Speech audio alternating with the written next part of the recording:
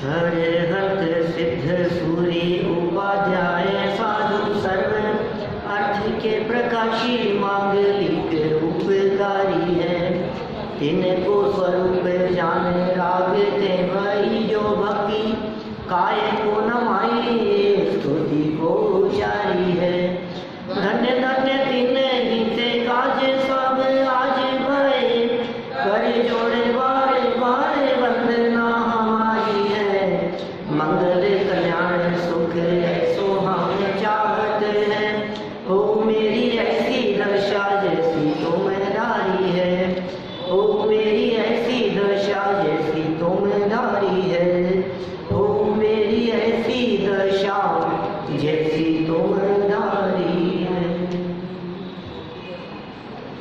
क्षत्र चूड़ामणि नामक यह ग्रंथ और इस ग्रंथ में कथा नीति के साथ में आगे बढ़ती चली जा रही थी। काष्ठांगार नामक सेनापति ने एक षड्यंत्र रचना चाहा और उस षड्यंत्र की बात उसने अपने अन्य मंत्रियों से कही देव का नाम लेकर। तो एक धर्मदत्त नाम का मंत्री था, मंत्री का नाम धर्मदत्त। उस धर्मदत्त नामक मंत्री ने उसका विरोध तो क्या कहें लेकिन असहमति व्यक्त कर दी कि भाई ये करना ठीक नहीं है। राजा हमारे पालक होते हैं और राजाओं के विरोध में चलना ठीक नहीं है। राजा को यदि किसी प्रकार का कोई खतरा होगा, राजा पर कोई संकट आएगा तो असर प्रजा पे ही आएगा। ऐसा नहीं है कि राजा का बुरा करके प्रजा सुख शांति से रह लेगी। यहाँ राजा शब्द का प्रयोग किया गया है। हम इसे अपनी लाइफ में घर के मुखिया पर भी इस बात को लागू कर सकते हैं। घर का मुखिया यदि परेशान है, घर का प्रमुख यदि दुखी है तो घर में सुख शांति नहीं रह सकती। इसलिए वो कैसे शांति रहे, वहाँ ऊपर तो सब शांति है। इसी बात को आप अपने बिजनेस पे लगा सकते हो। आप यदि अपने बिजनेस पर लगाते हो तो बिजनेस का जो मालिक है वो मालिक यदि परेशान है तो कर्मचारी सुखी नहीं रह सकते। वो यदि ये सोच ले वे कर्मचारी कि मालिक को नुकसान होता है तो होने दो, तो बेटा तुम्हारे ऊपर असर आएगा उसका। इसलिए ये जहाँ जहाँ राजा के पक्ष में बात कही गई है वहाँ वहाँ प्रमुख लोगों के पक्ष में बात समझनी चाहिए। किसी भी जगह पर जहाँ अधिकारियों की बात है, अधिकारी कैसे संतुष्ट हो सकता है? जो कर्मचारी अपने अधिकारी को संतुष्ट रखने की बात करता है, निश्चित रूप से वो कर्मचारी विकास को प्राप्त होता है, वहाँ विकास सुनिश्चित है। मंदिर की बात समझिए, किसी संस्था की बात समझिए। यदि किसी भी संस्था, किसी भी मंदिर, वहाँ मौजूद यदि सर्वोपरि जो व्यक्ति है, यदि वो व्यक्ति नीति नियम के अनुसार चलता है, वो व्यक्ति यदि सुरक्षित है, उस व्यक्ति के प्रति यदि विश्वास लोगों को है, तो निश्चित रूप से वो संस्था विकास करेगी। ये सारी बातें यहाँ इन नीतियों के माध्यम से हमारे को समझनी चाहिए। देखिए, राजा का अग्नि के समान उपयोग करें। हाँ, राजा का उपयोग कैसा करें? अग्नि के समान करें। यह बात 50 नंबर के श्लोक में, पेज नंबर है 73 नंबर पेज, नीचे श्लोक दिया हुआ है 50 नंबर श्लोक। यहाँ से बात को आगे बढ़ाते हैं। अर्थीनाम जीवनोपायम पायम चाभिभाविनाम कुर्वन्तः खलु राजानः सेव्या व्यवहायथा। नीति, अर्थी जनों के जीवन की रक्षा और प्रजा को दुख देने वाले, शत्रुओं का नाश करने वाले राजा लोग निश्चय से हवन की अग्नि की तरह आदर से सेवा करने योग्य हैं। माने उनका बहुमान और आदर होना चाहिए। देखिए, बढ़ते हैं आगे। जहाँ कोई विशेष बात होगी वहाँ हम कुछ चर्चा करेंगे, नहीं तो कथा को कुछ आगे बढ़ाते रहते हैं। धन संपत्ति एवं सुख सुविधा की अपेक्षा रखने वालों के लिए राजा का अनुग्रह जीवन के लिए सर्वोत्तम उपाय है। जीवन जीने के लिए यदि आप सुख शांति से जीवन जीना चाहते हैं तो आपको क्या करना पड़ेगा? धन संपत्ति की सुरक्षा की यदि आपको अपेक्षा है तो आप राजा का अनुग्रह कीजिए। राजा का तिरस्कार करने वालों के नाश करने में भी वह समर्थ है। वास्तव में देखा जाए तो राजा हवन की अग्नि के समान सेवन करने योग्य है। ये क्या कहना चाहते हैं हवन की अग्नि के समान कह करके? नीचे देखें कुछ विशेषार्थ में। दुष्ट काष्ठांगार को नीतिवान धर्मदत्त बारंबार समझा रहे हैं। काष्ठांगार की नीतियाँ ठीक नहीं हैं, उसको धर्मदत्त मंडली समझा रहे हैं। जैसे जो लोग अग्नि के अधिक निकट जाते हैं वे जल जाते हैं, और जो अग्नि से अति दूर रहते हैं वे उसका उपयोग नहीं कर पाते हैं, अर्थात अग्नि से मिलने वाली रसोई बनाना आदि लाभों से वंचित रहते हैं। देखो किस तरह से उपयोग करने की बात कह रहे हैं, मार्मिक बात है। इस तरह के उदाहरण हम पर पदार्थों के संदर्भ में उपयोग करते हैं। संयोग है, धन है, बाहरी वैभव है, उनसे पर्याप्त दूरी भी होनी चाहिए और अति दूरी भी नहीं। यदि आप गृहस्थ अवस्था में हैं तो आप बिजनेस करें तो कैसे करें? ये करते हुए भी ना करें, न करते हुए भी करें, ऐसी स्थिति होनी चाहिए। जो उदाहरण यहाँ अग्नि के संदर्भ में दिया गया है, क्योंकि यह उदाहरण तो 1000 साल पहले का उदाहरण है, उस समय अग्नि के अलावा और क्या उदाहरण दिया जा सकता था। लेकिन आज के ज़माने में तो अग्नि के अतिरिक्त गैस का उदाहरण दिया जा सकता है। गैस सिलेंडर आग है भाई साहब, ये बम है समझ लीजिए आप, आपके घर में विस्फोट हो जाएगा तो पूरा घर खत्म हो जाएगा। कैसे उपयोग करें? मुझे ध्यान है, मैंने सुना है ऐसी चर्चाएं घर में बुजुर्ग लोगों से, आज के 25-30 साल पहले करीब मान लो आप, जब ये गैस सिलेंडर आ रहे थे, जब रसोई गैस का प्रचार हो रहा था, उस ज़माने में बहुत से लोग इस तरह की बातें करते थे, हमें तो नहीं लगाना अपने घर में। इसलिए नहीं लगाना क्योंकि ये इतना खतरनाक है कि थोड़ी सी असावधानी में यदि ये फट गया तो पूरी की पूरी बिल्डिंग उड़ जाएगी आपकी। क्या करें बोलो? दूर रहो इससे, ये घर में नहीं आना चाहिए। मैंने ऐसी भी चर्चाएं सुनी थी जब घरों में लाइट लगाई जा रही थी, बिजली आ रही थी, तब भी लोगों का ये कहना था ये इतनी खतरनाक है कि थोड़ी सी असावधानी में इसको यदि हाथ लग गया, छू लिया तो आदमी परलोक चला जाता है। बोलो क्या करें?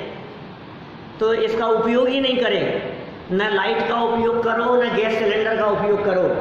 आज आप बिना गैस सिलेंडर और बिना लाइट के अपनी लाइफ की कल्पना नहीं कर सकते। बोलो, एक दिन इन्वर्टर नहीं चला तो अपने को कैसा लगा है? आप बिना लाइट के यदि अपने को जीवन जीना हो तो कैसा लगेगा बताओ? लाइट नहीं है, पंखे नहीं हैं, एसी कूलर नहीं है, ट्यूबलाइट बल्ब नहीं जलेंगे, आपके मोबाइल चार्ज नहीं होंगे, आपके क्या कहेंगे फ्रीज नहीं चलेगा, दुनिया भर की जितनी चीज़ें आपकी चलती है, मोबाइल चार्ज नहीं होंगे, चार्जर नहीं होंगे, कैसी लाइफ हो जाएगी बताओ बिना बिजली के, बिना इलेक्ट्रिसिटी के? क्या करें बोलो? अरे ये तो बहुत उपयोगी है, उपयोगी जान के चेंटना मत, मरेगा। इसको ज़्यादा उपयोगी जान करके इसके यदि चेंचने का प्रयास किया तो मरे बिना नहीं रहेगा कि अच्छा मर सकता हूँ, मैं तो दूर रहता हूँ, तो दूर रहेगा तो भी उपयोग नहीं कर पाएगा। तो कैसे उपयोग करना कि इसके चेंचना भी नहीं और इससे दूर भी नहीं भागना? ये बैलेंस होना चाहिए ना लाइफ में, उस बैलेंस की बात कर रहे हैं। वो बैलेंस यहाँ बतलाया इन्होंने, इस अग्नि के समान, हवन की अग्नि के समान सेवन करने योग्य है। देखो आप, यदि आप उसके नज़दीक जाएंगे तो जल जाएंगे, और दूर रहेंगे तो रसोई आदि में भी उसका उपयोग नहीं कर पाएंगे। उसी प्रकार जो राजा के अत्यधिक निकट जाते हैं अथवा उनका तिरस्कार करते हैं, उनका नाश सुनिश्चित है। यदि हम राजा का विशिष्ट सानिध्य प्राप्त नहीं करेंगे तो राजा से सत्ता, संपत्ति, सत्कार आदि प्राप्त नहीं कर पाएंगे। अतः आपके लिए भी राजा हवन की अग्नि के समान सेवन योग्य है। अतएव आप राजद्रोह न करें, यह हमारी सुखदायक सलाह है। ये सलाह इन्होंने यहाँ बहुत सुंदर प्रदर्शित की। किसने सलाह दी है? धर्मदत्त ने। हाँ, कृतघ्न काष्ठांगार पर हितोपदेश का विपरीत प्रभाव। देखो ये बड़ी दशा विपरीत है। जिनकी होनहार खोटी होती है, जो दुष्ट चित्त वाले होते हैं, उनको अच्छी सलाह भी बुरी लगती है, अच्छी बातें भी उनको सुहाती नहीं है। माने उनको हितकारी उपदेश भी, कहते हैं ना, सांप को दूध पिलाने से भी जहर ही उगलता है। हम इनका कितना भी भला करने का प्रयास करें, लेकिन जिनकी वृत्ति खोटी है, वो खोटी वृत्ति वाले लोग उसको सही रूप में नहीं लेंगे। कहीं कहीं सही बात भी गलत लगती है। ऐसा ही स्वरूप है। कृतघ्नि काष्ठांगार, हितोपदेश दिया धर्मदत्त ने। धर्मदत्त नामक मंत्री ने सेनापति काष्ठांगार को क्या दिया? हितकारी उपदेश दिया। लेकिन प्रभाव कैसा पड़ा सो सुनो। इति धर्मं वचोप्यासीन मर्मभित्तीव्र कर्मणः पित्तज्वरवत क्षीरं तिक्तमेव हि भासते। ओ, पित्त जर वाले को जैसे ये जो क्षीर भी जो है ये तिक्त रस के समान ही भाषित होता है। नीतिकारों की बात कह दी। अर्थ देखिए, दुष्ट कर्म वाले काष्ठांगार को इस प्रकार धर्मयुक्त वचन भी मर्मछेदी हृदय विदारक लगे। नीतिकार कहते हैं निश्चय से, माने वास्तव में, निश्चय से माने सच्चाई यह है, पित्त ज्वर वाले मनुष्य को, ऐसा मनुष्य जिस मनुष्य को पित्त ज्वर हो गया हो, फिर मधुर दुग्ध, मीठा दूध भी कड़वा ही लगता है। जवान खराब हो गई, बुखार हो गया है, ज्वर हो गया है, वात पित्त कफ, आयुर्वेद में 3 तरह के, इन तीनों के असंतुलन से रोग होते हुए दिखाई देते हैं। तो पित्त ज्वर हो गया जिसको, बुखार हो गया है, मुंह कड़वा हो रहा है, मीठी चीज़ भी खिलाओ तो उसे कड़वी कड़वी लगती है। ऐसी हालत किसकी होती है? दुष्ट लोगों की, जिनको धर्मयुक्त वचन भी सुहाते नहीं हैं, अच्छी बातें भी नहीं सुहाती। कहते हैं ना, पापी अधर्मी जीव को धर्म कथा न सुहाए। कह ऊँघे, कह लड़ पड़े, कह उठ बाहर जाए। पापी जीव हो, अधर्मी जीव हो, दुष्ट जीव हो, धार्मिक चर्चाएं भी उनको सुहाती नहीं है। क्या करते हैं? या तो बैठ करके ऊँघ लेंगे, सुहा नहीं रही है हमारे को, क्या करें, मन नहीं लग रहा है हमारा, तो कह तो ऊँघ लेंगे, नींद। अब जिनको नींद आती हो वो समझ लेना क्या। या फिर क्या करें कि धर्म चर्चा चलते चलते लड़ पड़ेंगे, ये क्या कह रहे हो, ऐसा तो नहीं है, हम ऐसा नहीं मानते, ये बात आप हमें झगड़ा करने लगेंगे सभा के बीच में ही।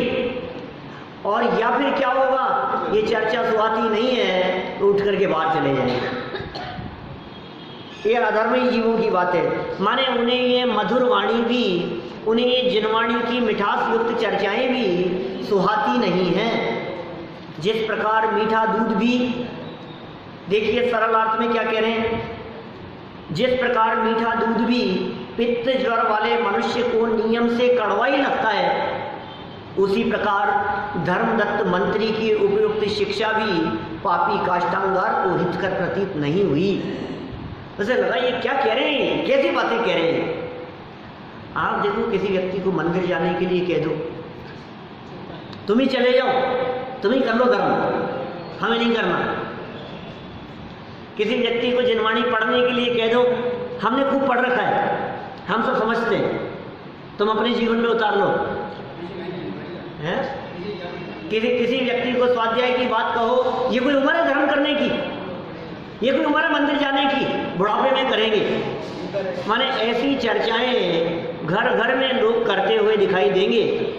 आपके यार दोस्तों में, आपके मित्र मंडली में, आपके सगे संबंधियों में ऐसे बहुत लोग मिलेंगे जो इस प्रकार की चर्चाएं करते होंगे, जो ऐसा कहेंगे अरे यार क्या है। लेकिन भाई साहब, ये धर्म यदि सुख और शांति के लिए है तो क्या आपको बुढ़ापे में ही शांति चाहिए?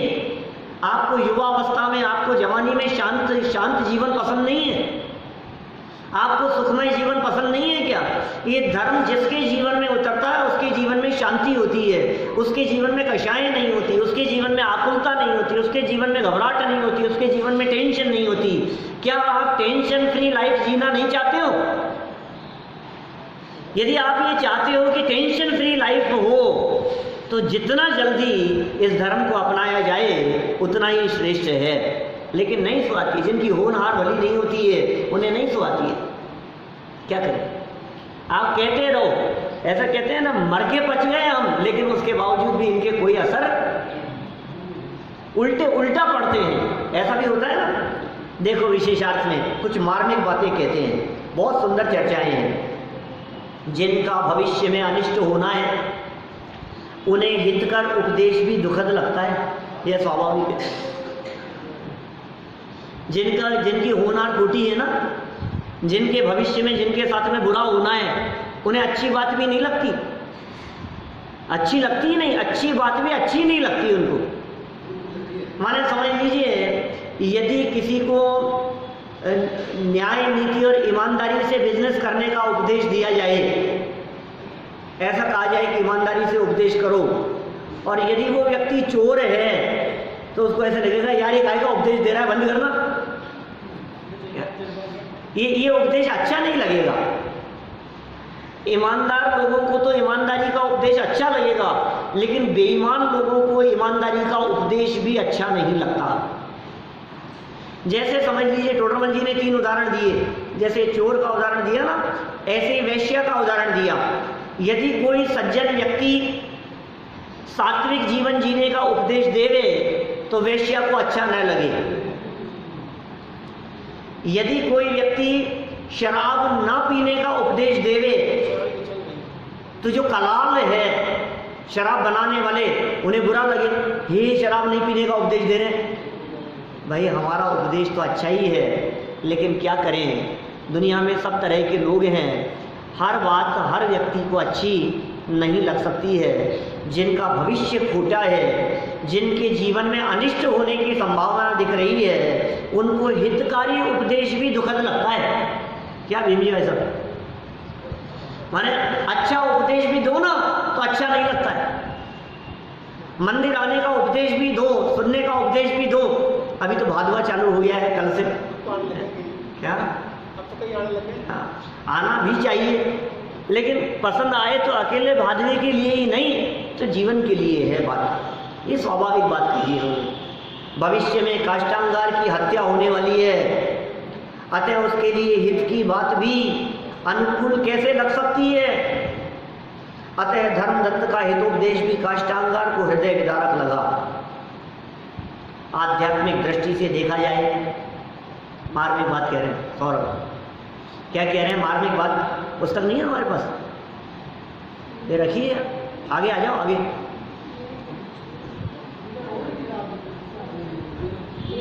देखो पेज नंबर 75, 75 नंबर पेज पर, आध्यात्मिक दृष्टि से देखा जाए तो निमित्त की मुख्यता से कथन करते समय ज्ञानी भी यही कहेगा कि ज्वर के कारण मीठा दूध कड़वा लगता है।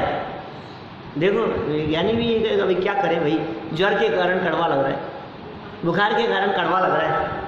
ऐसा कहने और जानने में कुछ दोष नहीं है, क्योंकि निमित्त की मुख्यता से वस्तु स्वरूप भी ऐसा ही है। देखो आप ये मार्मिक जो रहस्य खोले हैं ना विशेषार्थ में, ये यशपाल जी का बहुत बड़ा योगदान है, बहुत मार्मिक काम हुआ है, बहुत सुंदर। निमित्त की मुख्यता से वस्तु स्वरूप भी ऐसा ही है, परंतु वस्तु स्वरूप के निकट जाकर देखें तो यह कहा जाएगा कि उस द्रव्य की पर्यायगत योग्यता वैसी है, पर के कारण कुछ भी नहीं हुआ है। बोलो, उसकी होनहारी खोटी है, दूसरे के उपदेश से थोड़ी ना उल्टा हुआ है। मैं आपसे कहूँ ऋषभदेव स्वामी के उपदेश से थोड़ी ना उल्टा हुआ था मारीची, उसकी होनहार खोटी थी। ऋषभदेव का पोता था मारीची। विनीत जी, ऋषभदेव जो थे ना अपने पहले तीर्थंकर, उनका पोता था ऋषभदेव के बेटे भरत चक्रवर्ती, और भरत चक्रवर्ती के नाम पर अपने भारत देश का नाम भारत पड़ा। भरत चक्रवर्ती के बेटे थे मारीची, माने ऋषभदेव स्वामी के पोते। ऋषभदेव भगवान को जब केवल ज्ञान हो गया, उनका समूह शरण उनकी सभा लगी हुई थी, तो उस सभा में मारीच भी बैठे हुए थे, उनके पोते। किसी व्यक्ति के द्वारा यह प्रश्न किए जाने पर कि हे भगवान, हे आदिनाथ स्वामी, आप जैसा समूह शरण यहाँ बैठे हुए किसी और व्यक्ति का भी लगेगा क्या? ऐसा किसी ने प्रश्न किया, और ऋषभदेव भगवान के उपदेश में यह बात आई कि हाँ, ये जो मारीची का जीव बैठा है ना यहाँ, ये अपने 24 तीर्थंकरों में 24वां तीर्थंकर होगा। क्या दिपेश जी? ऋषभदेव तो पहले तीर्थंकर थे, आदिनाथ भगवान तो पहले तीर्थंकर थे। ये जो मारीच है ये 24वां तीर्थंकर होगा, हम पहले हैं, ये 24वां होगा। यह बात सुनकर मारीची को पसंद नहीं आई। अब आपको यार ये तो अच्छी बात है, क्यों भाई सौरभ जी, ये बात क्यों नहीं पसंद आई? इसमें क्या बुराई है? ये तो बहुत अच्छी बात है। अभी कोई आपके बारे में कहे कि आप तीर्थंकर बनोगे, आप भगवान बनने वाले हो आगे, तो ये तो कितनी खुशी की बात है। लेकिन वो होता है ना, जिसकी होनहार खोटी होती है, उल्टी उल्टी बातें समझ में आती है। खुद तो पहले तीर्थंकर बन गए, मेरे को दूसरा भी नहीं, तीसरा भी नहीं, चौथा भी नहीं, और 24वां आखिरी नंबर पे डाल दिया। विरोध का भाव आ गया। समूह शरण से उठ करके बाहर चले गए। हमने कही थी ना, कब उठ बाहर जाए, क्या उठ करके बाहर चले गए वे मारीची, और बाहर जाकर के विरोध का वातावरण उन्होंने शुरू किया। देखो, आप हम आपसे पूछते हैं, क्या ऋषभदेव स्वामी के उपदेश की वजह से ऐसा हुआ? ऋषभदेव स्वामी ने जो ये कहा कि ये 24वां तीर्थंकर बनेगा, क्या दीपेश जी उनके कहने की वजह से वो विरोध के लिए चला गया? असली बात तो ये है कि अंदर में खोटा था भाव। किसी के कहने से फर्क नहीं पड़ता है। जिसके अंदर में कषाय होती है, उस व्यक्ति को सामने वाले की छोटी से छोटी बात भी सुहाती नहीं है, और जिसके अंदर में कषाय नहीं होती है, उसको बाहर में बड़ी बड़ी गालियां देने वाले व्यक्तियों के प्रति भी विरोध का भाव नहीं आता है। ठीक है, कहने वाले कहते हैं लो, ये कैसा स्वरूप है? इसका मतलब किसी व्यक्ति के गाली देने से, किसी व्यक्ति के अपमानित करने से, किसी व्यक्ति के द्वारा निंदा और आलोचना करने से कुछ नहीं होता है। अंदर में जैसी वृत्ति होती है वैसा असर होता है। तो अपनी वृत्ति सुधारनी है, अपनी योग्यता को देखना है, अपनी पात्रता को देखना है। जिसमें जैसी पात्रता होगी काम वैसा होगा। निमित्त पर आरोप आता है, दृष्टि दूसरे पर जाती है, लगता ऐसा है इसकी वजह से ऐसा हुआ। वही उदाहरण कौन सा? एक व्यक्ति के हाथ में चाय का प्याला है और पार्टी में खड़ा हुआ है, और किसी के हाथ का टक्कर लगा, और क्या हुआ? चाय ढुल गई। क्या? क्यों ढुली चाय? टक्कर लगने से। क्यों टक्कर लगी इसलिए चाय ढुली ना? ऐसा नहीं है। सच्चाई क्या है बोलो विनीत जी? क्योंकि उसमें चाय थी इसलिए चाय ढुली। बोलो, अरे साहब क्या बात कर रहे हो आप? हाँ हाँ, टक्कर लगने से चाय नहीं ढुली। टक्कर लगने से चाय ढुली होती तो यदि उसका प्याला खाली हो चुका होता तो टक्कर लगने पर चाय नहीं गिरती। पूरी पी चुका था, हाथ में प्याला है, अब यदि टक्कर लगे तो क्या डुलेगा? और यदि उस प्याले में पानी भरा हुआ है तो टक्कर लगने से क्या डुलेगा? तो चाय क्यों डुली? टक्कर लगने से। सारे जगत को बाहर से देखने पर यही लगता है कि इसको किसी का झटका लग गया, धक्का लग गया, इसलिए चाय गिरी है। लेकिन वस्तु स्थिति यह है कि उसके अंदर चाय भरी थी, इसलिए चाय निकली है। किसी व्यक्ति को गुस्सा करते हुए देखने पर जगत में तो लोग ये कहेंगे इसके साथ इतना बुरा हुआ इसलिए इसे गुस्सा आया, लेकिन जिनवाणी ये कहेगी अंदर में गुस्से का नेचर भरा हुआ है, इसलिए गुस्सा बाहर निकला है। समझ में आ रही है बात? जिसके अंदर जो चीज भरी होती है वही चीज निकलती है। थोड़ी सी प्रतिकूलताओं का झटका लगने पर, प्रतिकूलताओं का झटका लगने पर, थोड़ा सा संकट आ जाने पर, थोड़ी सी विपत्ति आ जाने पर, आपदाएं आ जाने पर आपके अंदर से क्या निकलता है, ये इस बात को दिखाता है कि आपके अंदर क्या भरा हुआ है। प्रतिकूल परिस्थितियों में यदि क्षमा, शांति, धैर्य यदि ये आपके जीवन में दिखाई देता है तो इसका मतलब ये है कि आप एक उत्कृष्ट व्यक्ति हैं। और उन प्रतिकूल परिस्थितियों में आकुलता निकलती है, घबराहट निकलती है, गुस्सा निकलता है, मायाचारी, छल कपट, बेईमानी के परिणाम आपके मन में आते हैं, तो इसका मतलब समझ लीजिए अंदर क्या भरा हुआ है। जिसके अंदर जो भरा होता है वही निकलता है। आरोप आता है किसके ऊपर? निमित्त के ऊपर। आरोप आता है दूसरे के ऊपर। ये बात यहाँ कह रहे हैं। निमित्त की मुख्यता से ऐसी बात कही जाएगी, परंतु वस्तु स्वरूप के निकट जाकर देखें तो ये कहा जाएगा कि द्रव्य की ही पर्यायगत योग्यता वैसी है। द्रव्य मतलब वस्तु माने व्यक्ति, उसकी योग्यता ऐसी है। पर के कारण कुछ भी नहीं हुआ है, दूसरे के कारण कुछ भी नहीं हुआ। आपका बुरा क्यों हुआ? आपको नुकसान क्यों हुआ? इनकी वजह से मुझे नुकसान हो गया। सुन, दूसरे की वजह से नुकसान नहीं होता।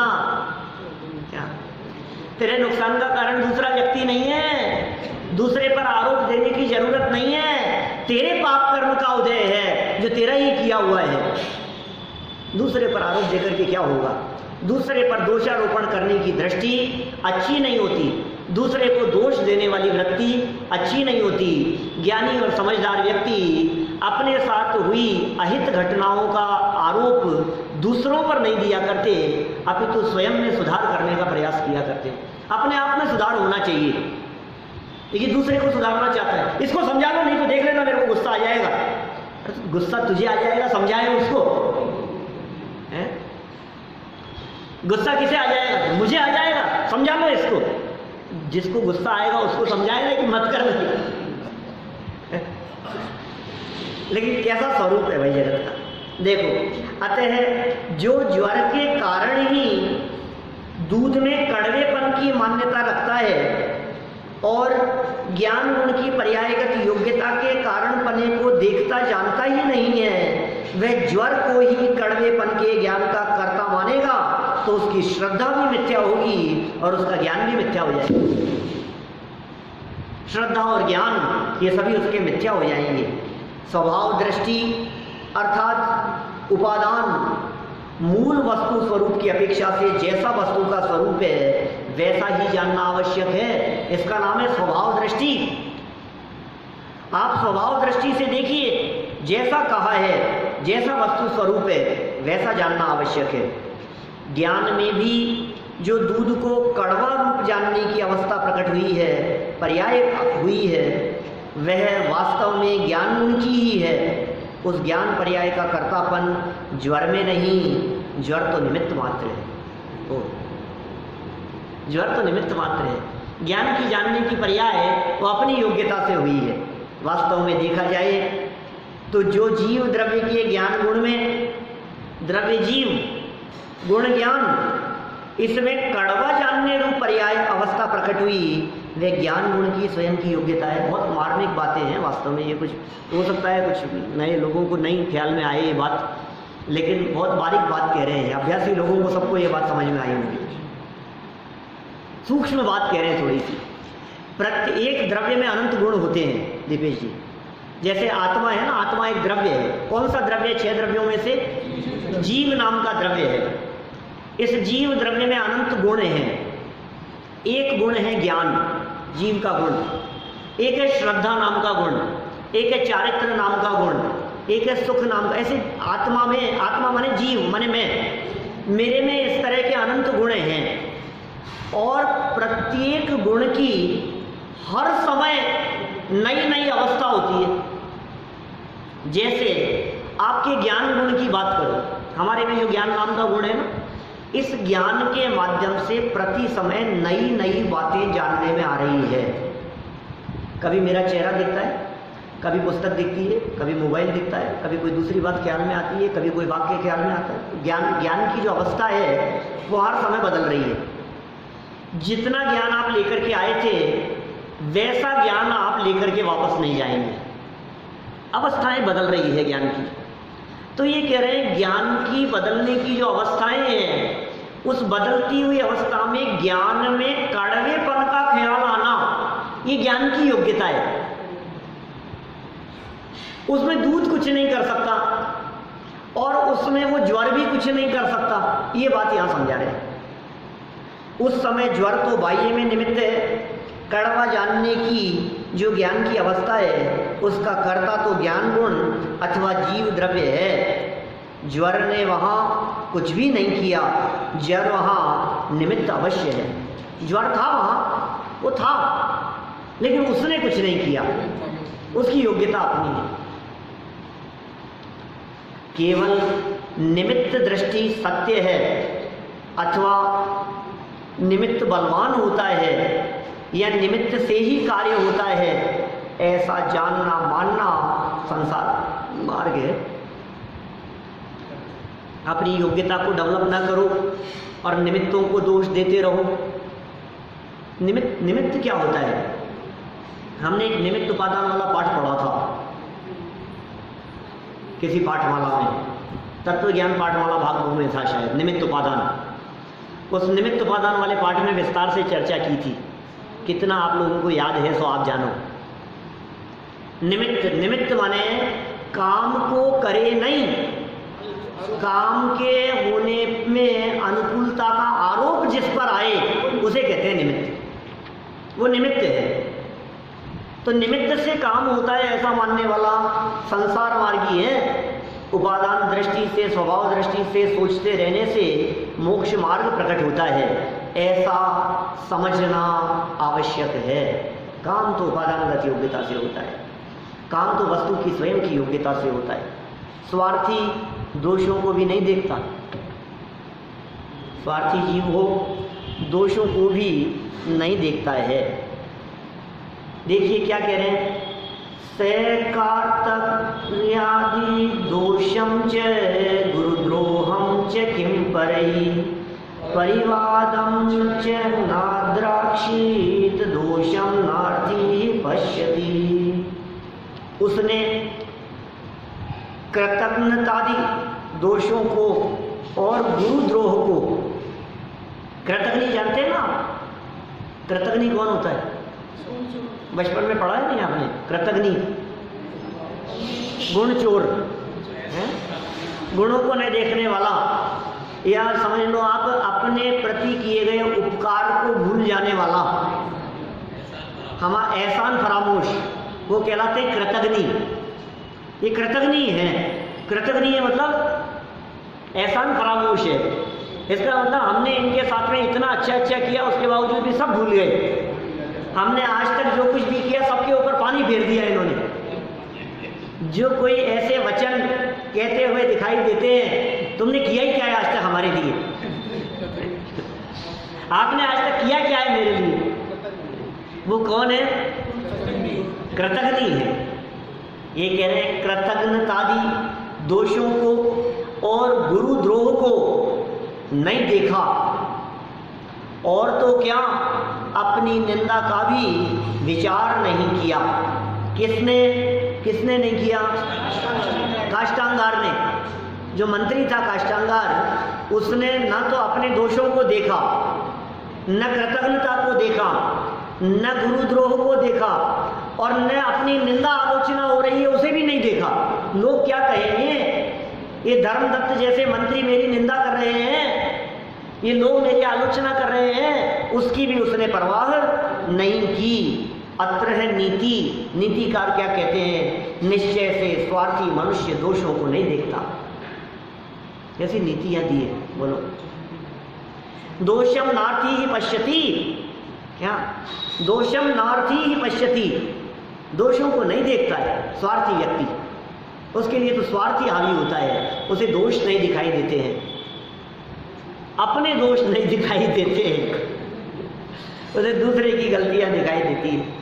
देखो क्या कहते हैं, जब मनुष्य अपना स्वार्थ सिद्ध करने कराने की धुन में मस्त हो जाता है, किस में मस्त हो जाता है मनुष्य, स्वार्थ सिद्ध करने की धुन में, करने कर बस कैसे भी ये काम अपना तो होना चाहिए, तब वह दोषों की ओर देख ही नहीं पाता, गलतियां दिखाई नहीं देती, दोष दिखाई नहीं देते। इस कारण स्वार्थी काष्टांगार पर तो राजा को मारकर स्वयं राजा बनने की धुन सवार हो गई है। काष्टांगार के दिमाग में ये धुन सवार है, मैं तो राजा को मारूंगा और खुद राजा बन जाऊंगा। अतएव वह इस बात की चिंता ही नहीं करता कि लोग मुझे कृतघ्न, दुष्ट, राजद्रोही आदि कहेंगे, उसे अपनी निंदा का भी कोई विचार नहीं रहा। देखो, सज्जनों को तो अपनी बुराई की परवाह होती है, सज्जनों को इस बात की परवाह होती है लोग क्या कहेंगे, निंदा नहीं हो, अपमान नहीं हो, बुराई नहीं हो, वे इस बात की परवाह करते हैं। और अन्य लोग क्या सोचते हैं, है होगी होगी, हम क्या करें, बुराई करने वाले ऐसे ही करते रहेंगे, हाँ हमें तो कुछ मतलब नहीं है, हमें किसकी नहीं, हमें दूसरों की नहीं सोचना चाहिए। अरे भाई, समाज में रहता है मनुष्य, सामाजिक प्राणी है, मनुष्य यदि सामाजिक प्राणी है तो उसे समाज की परवाह करनी ही पड़ती है, करनी ही चाहिए। लेकिन काष्टांगार जैसे लोग न समाज की परवाह कर रहे हैं, न राज्य की परवाह कर रहे हैं, न अपने दोषों, निंदा और आलोचना की परवाह कर रहे हैं, समझ लीजिए होनहारी ही उसकी खोटी है। अब क्या करें, काष्टांगार के साले द्वारा राजद्रोह की अनुमोदना, लो जैसा जीजा वैसा साला क्या, काष्टांगार का साला, क्योंकि वो ये चाहता था कि मेरे जिया जी राजा बन जाए, क्या उसने कहा नहीं आप सही कह रहे हो, क्या इस राजा के साथ में विद्रोह करना चाहिए, उसको तो मलाई मिलेगी ना। देखो क्या कह रहे हैं, 53 नंबर के श्लोक की तरफ बढ़ते हैं अपन आगे। बथनो नाम सस, ये बीच में क्या है, तद्वाचम मन्यत तद्विपाणं कृतं दात्रं परिपंथी विधायिन है। मथन नाम के उसके साले का नाम था मथन, हैं तो मथुरा है उसको, साले का नाम क्या, किसका साला था, मथन, काष्टांगार का, ठीक है। उसके साले ने काष्टांगार के वचनों की अनुमोदना की। काष्टांगार के वचन क्या थे, राजा को मार देना चाहिए, राजा के साथ में विद्रोह करना चाहिए, मेरे को राज्य का जो देवता है वो देवता आकर के मेरे को बार बार में कह रहा है कि तुम विद्रोह करो। ये काष्टांगार मंत्री ने औरों को ये बात कही तो साले ने क्या किया, अनुमोदना की, समर्थन किया। निश्चय से मथन के वचन शत्रुता करने वाले काष्टांगार के हाथ में आए हुए दांती की तरह हुए, हाथ में आए हुए दांती की तरह। शत्रुता करने वाले कोई व्यक्ति है और उसके हाथ में कोई दांती माने कोई इस तरह का कोई हथियार आ गया तो ये उसकी तरह यह काम हुआ। देखो,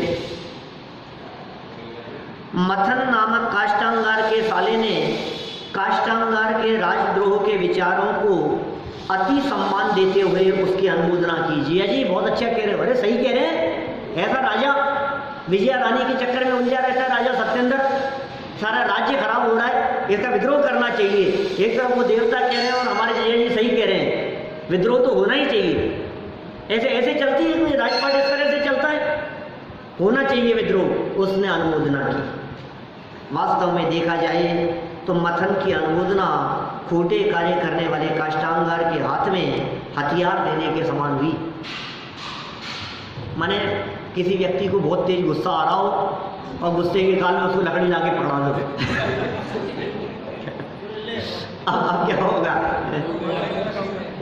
पहले ही उसको बहुत तेज गुस्सा आ रहा था और उसके हाथ में ला करके हमने डंडा और पकड़ा दिया, अब क्या होगा? तो ऐसे ही पहले ही वो व्यक्ति दुष्ट था, दुष्ट चित्त वाला था, विद्रोह करने की सोच रहा था और उसको समर्थन करने वाले उसके साथी और मिल गए। माने देखो एक बात और, यहाँ से नीतिकारों की बात निकालें तो हम ये भी कह सकते हैं कि दुष्ट से दुष्ट काम करने वाले लोगों को भी उनके समर्थक लोग मिल जाया करते हैं। ये दुनिया है, यहाँ सबके समर्थक लोग मिलेंगे क्या? सज्जनों के समर्थक लोग भी दुनिया में होंगे तो दुर्जनों के समर्थक लोग भी दुनिया में होंगे। इसलिए भीड़ जो निर्णय कराए सो सच्चा, ये मान्यता ठीक नहीं है। अज्ञानियों के साथ में भी लोग मिले हुए दिखाई देते हैं। ऐसे ऐसे समर्थक लोग हैं, बापू के साथ में लगे हैं। कितने लोग, माने ऐसे ऐसे लोग हत्यारे, हिस्ट्री शीटर समझ लो आप, जिनके ऊपर मर्डर केस चल रहे हैं, वो पैरोल पर छूटे जेल से तो हजारों लोग उनके जय जयकार करने वाले, आगे पीछे गाड़ियां लेकर के उनके सामने घूमने वाले, ऐसे लोग भी होते हैं। देखो क्या कह रहे हैं यहाँ, इस कारण उसका उत्साह और भी बढ़ गया, और बढ़ गया उसका उत्साह काष्टांगार का। विशेषार्थ देखो, जैसे बंदर स्वभाव से ही चंचल होता है, बंदर खुद ही चंचल है, उस पर भी उसे किसी ने शराब पिला दी क्या, तथा उसकी पूंछ में जलती हुई मशाल बांध दी और टीन के छप्पर पर छोड़ दिया क्या? बहुत सुंदर छंद था, बहुत पहले, कोई 20-22 साल पहले याद किया था, 1995 के आसपास की बात है, भूल गया मैं, लेकिन वो यही अर्थ था उसका। ताही पिलावे वारुणी कहो कौन उपचार, ऐसा ऐसा ये पीछे वाली लाइन है उसकी, ये बंदर के संदर्भ में क्या।